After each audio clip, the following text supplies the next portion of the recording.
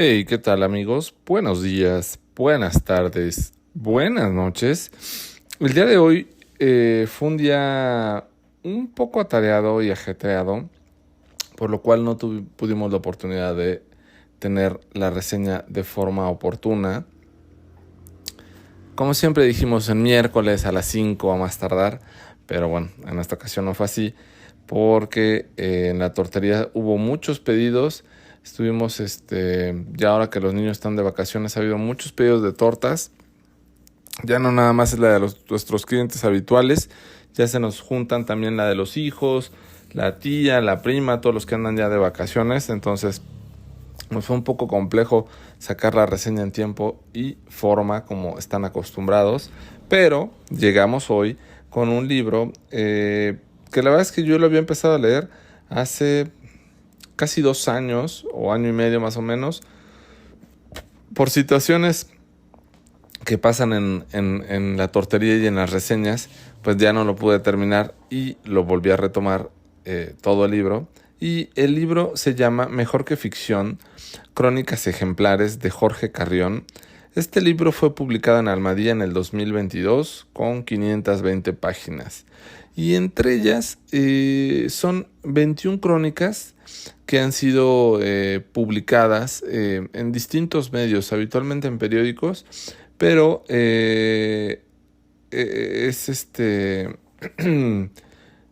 relevante tomar que Jorge Carrión toma o compila en estas grandes crónicas ensayísticas que valen mucho la pena. Entre esas 21 crónicas está el famosísimo pozolero de Sinaloa, cómo fue reclutado y cómo se encargaba para trabajar para un cártel del narcotráfico y calentaba los cuerpos que derretía en sosa cáustica durante 8 horas. Una reseña, una crónica sumamente aterradora, pero de cosas que pasan en la vida real, y estos cronistas o estos autores o estos escritores pues las traen hasta nosotros, que ya las trajeron en distintos medios y en distintas épocas, y Jorge Carrión se dio a la tarea de reunirlas en un libro y ponerlas a nuestro alcance. Otra crónica fue de Cristina, otras de las crónicas son de Cristina Alarcón, de Martín Caparrós, Rodrigo Fresán, Leila Guerreiro, que hace poco reseñamos un libro de ella, Pedro Lemebel, Fabricio Mejía, Maye Primavera, Juan Villoro, Gabriela Wiener. En una reseña de Juan Villoro, pues platica su viaje a Japón y cuando regresó a México, pues darse cuenta que todo era tan económico, pues le pareció una de las cosas más atractivas, siendo que también Japón, la verdad es que es un país, por los que han viajado a este mismo y me han platicado, he tenido el chance de escucharlos un poco, no es tan caro. O sea, es la forma o el tipo de turismo que hagas, el costo que vas a tener, ¿no? Pero si encuentras la forma de costear ciertos casos y no ser ciertas cosas y no ser tan lujoso en tus dispendios cuando hagas un viaje, pues vale la pena, ¿no? Como les decía, el pozoleo de Guamúchil fue una de las crónicas que más me dejó impactado, y fue retratado, perdón, en la película Infierno, y es una de las primeras películas que son del cártel o de esta guerra contra las drogas. Y bueno, él culpa a Santiago Mesa de todos los desaparecidos, pero también funcionó un poco como tapadera del gobierno, ¿no? Y algo que pues ha venido aconteciendo a la fecha, ¿no? Tantas fosas clandestinas, tantos lugares de desapariciones, y bueno, este pozolero narra con lujo de detalle cómo era su trabajo para desaparecer personas, y la cantidad de personas que pudo haber desaparecido es escabroso, solamente esta crónica por sí sola. Pero bueno, como les digo,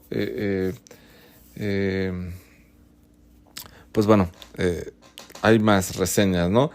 Fernando Ceguera guarda un recuerdo de 53 personas recuperadas en Baja California por la guerra contra el narcotráfico, perdón, que en su momento llegó Felipe Calderón, ¿no? Esta batalla que tuvo hace años cuando estuvo gobernando el licenciado Copitas, pues todo lo que aconteció con esta guerra frontal que se dio contra el narcotráfico. También hay una crónica sobre el sismo en Haití, su reconstrucción, la caída del gobierno de Jean-Bertrand Aristide. La verdad es que también me llama mucho la atención, porque si en algún país tengo ciertos recuerdos, uno de ellos es de Haití, aunque no he viajado, pero sí me acuerdo mucho de la película de La serpiente del arco iris y los tontos Macut, y se platica mucho en esta crónica sobre esas vivencias de quien hace la crónica ahí en Haití, y la verdad es que pues es tristísimo a la vida de la gente en Haití, y después del sismo todo lo que les tocó vivir. La verdad es que es muy impactante esa pues forma de vivir que tiene, ¿no? O sea, menos de 100 ambulancias para todo un país es algo pues lamentable, y ya después de lo que les pasó con el sismo fue muy catastrófico y la verdad sobrecogedor. Otra crónica que me gustó mucho fue la de Kafkalandia, de Rodrigo Fresán, y me llamó la atención un poco por Kafka, un poco por Praga, un poco por Rodrigo Fresán, y un poco porque mi hermano, uno de los menores, ya no vive más allá. Entonces, bueno, pues no tuve chance de ir allá y visitarlo, pero dice algo así como que cuando Rodrigo Fresán pretendía ir a Kafka, dijo, pues no voy a leer nada, y pues acabó leyendo finalmente los diarios de Kafka, y se llega a Praga con lo que se escucha siempre. Lo primero que te encuentras en Praga o buscas en Praga es el Golem, ¿no? Después los Reyes de Praga y esta vida tan tortuosa que tuvieron y tan extraña, y también pues Kafka, ¿no? Frams y su Praga, ¿no? Como era, apunta hacia lo que será como un poco hacia la ciencia ficción, y Praga pues como un planeta futuro, no lo que vivían en el socialismo. Aunque Praga casi no sale coincidentemente en muchos de los libros de Kafka, solamente en 2, entonces, pero sí se deja ver en su literatura un poco la Praga, está en su Praga, por así decirlo. Los diarios de Franz Kafka son como muy fragmentados, no es una plática diaria continua, ¿no? Sino es algo muy sucinto entre decir, pues hoy fui a un campo de concentración, y en el 2, 3, 4 días después dice, hoy estuve cocinando ciertas cosas, 2, 3, 4 días, hoy fui a visitar a una tía, por poner un ejemplo, ¿no? Y bueno, afortunadamente, y no sé si lo sepan, Franz Kafka, al momento de su muerte, entre su legado dijo que se quemará todos sus escritos, pero afortunadamente quien era el encargado de hacerlo, Freud, pues dijo, no, vamos a rescatarlos, y gracias a eso conocemos la escritura de Kafka. Sufrió pues un poco de discriminación, o mucha discriminación, y también mucha menosprecio por pues dedicarse a eso, y pues bueno, afortunadamente somos hoy en día de poder tener la literatura de Franz Kafka. Gabriel García Márquez, en su momento, cuando lee los cuentos de Kafka, dijo que no sabía que a alguien se le permitiera escribir como lo hacía Franz Kafka, pero si él hubiera sabido antes, él hubiera empezado desde antes a escribir como Franz Kafka, ¿no? Bruce Chatwin, el autor de Uts, muchos dicen que es el mejor libro de Praga hecho por algún extranjero, y en este país de extranjeros.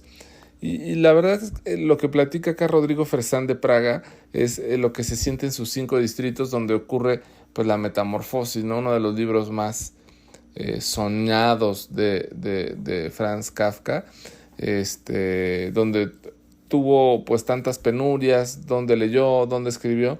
Todo esto se deja ver en la metamorfosis, aunque no habla precisamente de Praga, pues sí se entiende un poco más así.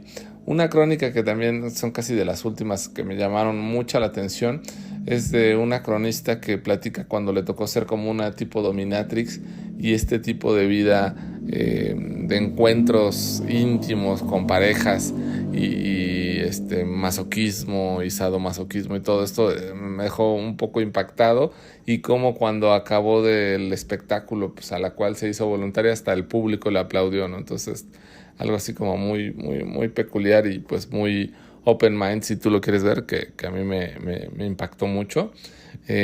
Una crónica también muy, muy relevante es una que hacen en la Cuba de Castro y todo lo que pasaba en su época y sus discursos, cuando era joven, cómo hacía sus discursos más fuertes y vigorosos, y con el paso de los tiempos empezó a hacerlos más calmos, más largos, a veces más cortos, dependiendo de la época en la vida en la que estuviera Fidel Castro. Pues bueno, eran un poco sus discursos y la longitud de los mismos.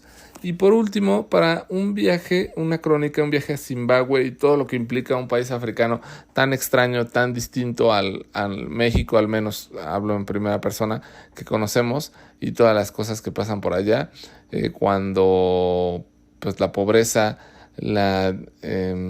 aislamiento de los demás países y sobre todo vivir en un país africano con tanta pobreza, pues es tan complicado para las personas hacer cosas que para nosotros en otros países que somos más afortunados se nos hace de lo más normal. Para ellos luego es tan complicado, ¿no? La forma de vivir y ver las cosas es tan peculiar.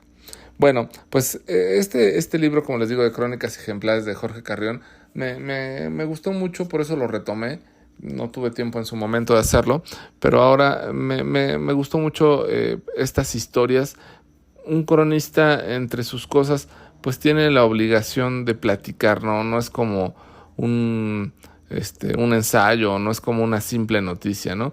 Un cronista platica realmente lo que está pasando en la actividad o en el espacio o en el lugar o a la persona que va a conocer.